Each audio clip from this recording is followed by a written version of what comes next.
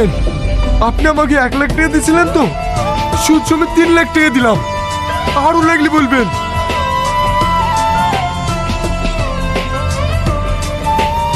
আমাকে ভিক্ষি দিছি?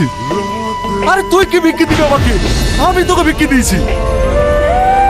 আর আমার ভিক্ষির টাকা তুই এত বড় হয়েছি। তুই যদি কোটিপতি হয়ে যাস না, তাও তোর ভিক্ষা দেবো না। চমা কি রে তুই না এত সকালে সেজে গুজে কোথায় যাবি? জানো না নাকি ও বাড়ি আসছে যে? আহ, রিয়া সৌদি থেকে আজ বাড়ি আসছে? হ্যাঁ। যাক, শেষমেশ আজ তাহলে তোর দিন গোনা শেষ হলো। এবার বিয়েটা করি ফেল। ভাবি বলে ভাবলে বিয়ের কথা শুনতেই লজ্জায় মুখ লাল হয়ে গেল যে। এই শালিম, তুই রাজু খুলে পিছনে বস। বৌমা, তুই ভাই গেলে ভাবতে বসে। তুই কোথায় যাবি? এয়ারপোর্টে। জায়গা হবে নাকি? সামনে আরো লোক উঠবে, দেখি সর। ছোট লোক কোথাকার। হ্যাঁ, সবাই উঠলে। মামি, আমি কোথায় বসবো? তুই যাবি? গাড়িতে তো জায়গা নাই, আর তোকে যেতে হবে না। তুই আবার কি কি করবি? সন্ধ্যাবেলায় তো চলেই আসবে, তখন দেখিলিস। কি হয়েছে মধু, ঘুরে আসলি কেন? রিয়া চাচি বাড়ি আসছে না নাকি? মা, আগে তো মামি আমাকে খুব ভালোবাসতো, তাই না? হ্যাঁ, কেন তোকে কেউ কিছু বলেছে নাকি? আমরা নাকি ছোট লোক। মামি আর মামি বলছে আমাকে গাড়ি থেকে নিয়ে গেলে নাকি ওদের মান সম্মানের ক্ষতি হবে, তার লেগে আমাকে নিয়ে গেল না। তোকে এত বড় কথা বলেছে? দাঁড়া, আমি যাচ্ছি। বাবা, তুমি যাবে না? কেন যাবো না? ওরা যখন খেতে পারছিল না, তোর বাপ টাকা দিয়ে বিদেশ পাঠিয়েছে। আর এখন তোর টাকা হয়েছে বলে আমার মেয়েকে অপমান করবে? চুলের মুঠে ধরে ঘুরাবো। বাবা, তুমি আমার মাথায় হাত দিয়ে বলো কোনো ঝামেলা করবে না। আমি ওদের টাকা পয়সা কিচ্ছু চাইনি। রিয়াজের আমি রিয়াজের সাথে কথা বলবো, তুমি কোনো ঝামেলা করবে না। তো মুখ পানে তাকিয়ে তো কিছু বলতে পারিনি রে মা। ওসব কথা বাদ দেন। এতদিন পর দেশে ফিরলেন, কেমন লাগছে তাই বলেন। ভালো। এলেন ভাই, বাবুকে আপনার জন্য এই চাদরটা নিয়ে আসতে বলেছিলাম। বাহ, খুব সুন্দর।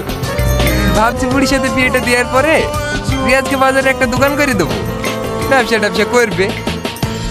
জামাইকে আর বিদেশে পাঠাতে হবে না বুড়ি। হ্যাঁ হ্যাঁ, খুব ভালো হবে।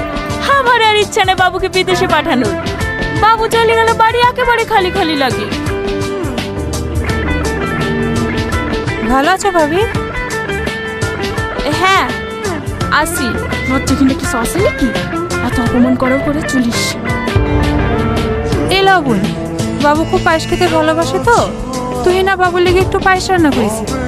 এইসব বলে আসার কি দরকার ছিল? বসো বই। বাবু নাই নাকি?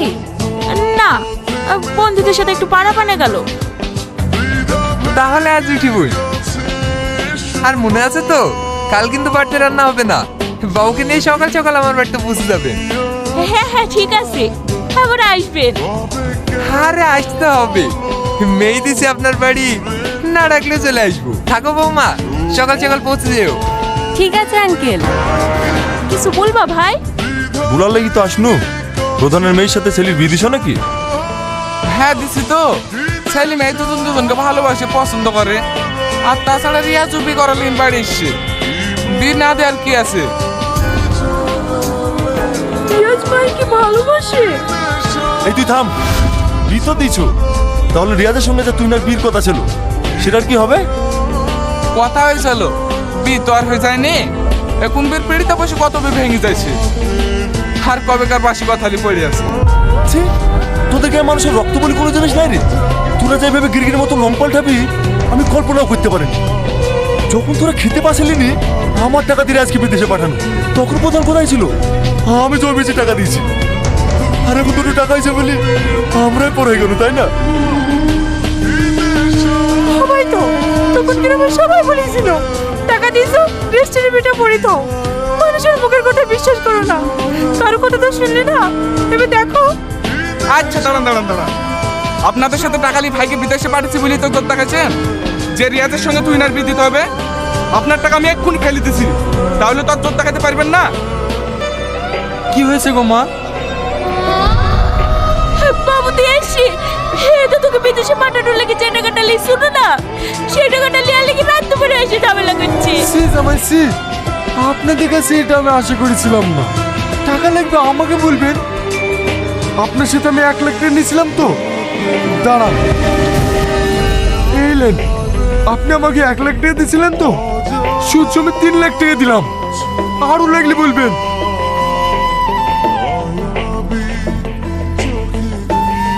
আমাকে ভিক্ষি দিছিস? আরে তুই কি ভিক্ষি দিবি আমাকে? আমি তোকে ভিক্ষি দিয়েছি, আর আমার ভিক্ষির টাকা তুই এত বড় হয়েছি। তুই যদি কোটিপতি হয়ে যাস না, তো ওদের ভিক্ষা দেবো না। জমা। আরে হ্যাঁ, তোদেরকে একটা কথা বলছি, কান খুলে শুনে রাখ। তোর ছেলে থেকে বড় লোক বাড়িতে যদি আমার মেয়ের বিনা দিতে পারি, তোর যদি মাথায় কইলে আমি গোটা গ্রাম ফিরবো। তোর বাড়িতে দাঁড়িয়ে কথা ঠিকানো লিখি না। দেখ দেখ, তুই নিজের চোখেই দেখ কোন ফ্যামিলিতে বিয়ে করে নিজের জীবনটা বরবাদ করতে যাচ্ছিলি। তুই এরকম করছি কেন বলতো? তোর লেগে বাড়ির সব বাড়ির মন খারাপ, কেউ ঠিক মতো খাওয়া দাওয়া করেনি। তুই তো সব নিজের চোখেই দেখেছি ওরও কত খারাপ, তারপরে এরকম করছি কেন? একটা কথা বলবো ভাবি? হ্যাঁ বল। এই দেখো, বিদেশ থেকে এটা তুইনের জন্য নিয়ে এসছি। ওর সাথে তো দেখা হলো না, এই গিফটটা তুমি তুই নাকি দিয়ে আসতে পারবা? হ্যাঁ পারবো, তুই শুধু আমার দেওর না, তুই আমার ছোট ভাই, তোর জন্য এটুকু করতে পারবো না? তুমি শুধু আমার কষ্টটা বোঝো, আর কেউ বোঝে না। তুই নাকি বলো না ভাবি, 5 মিনিটের জন্য তালতলার ওই পুকুর পাড়ে আমার সাথে দেখা করতে। আমি শুধু একবার ওর সাথে দেখা করতে চাই। তারপর তোমরা যা বলবা আমি সব শুনবো। আচ্ছা ঠিক আছে, ও আসবে, যেভাবেই হোক ওকে আমি নিয়ে আসবো, ঠিক আছে? ঠিক আছে। হে তো মেশিনটা একটু খারাপ হয়ে গেছে, সাচ্ছি। হাই হাই বস, কই গো চেয়ারটা দাও তো। কি খবর বল, ছেলে পারলি? তোমার মেয়ে কি ছেলে পাবো না? ও অত সুন্দর মেয়ে, ছেলে পুলিশে চাকরি করে। হ্যাঁ, পুলিশে চাকরি করে? হ্যাঁ, শাহনগর থানার মেজবাবু। মেজি বাবু দাবি দাবা কেমন করবে?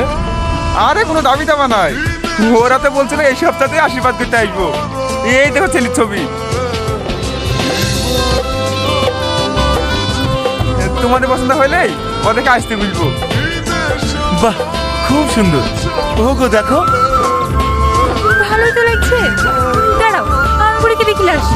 আমি ভাবতেই পারিনি যে মেজি বাবুর সঙ্গে আমার মেয়ের বিয়ে হবে। আরে তুমি তো কোনো কিছুতে কম না, মায়া পাগলি বলে তোমার মেয়ের সাথে বিদায় নি। কোটি টাকা আছে গো ওদের।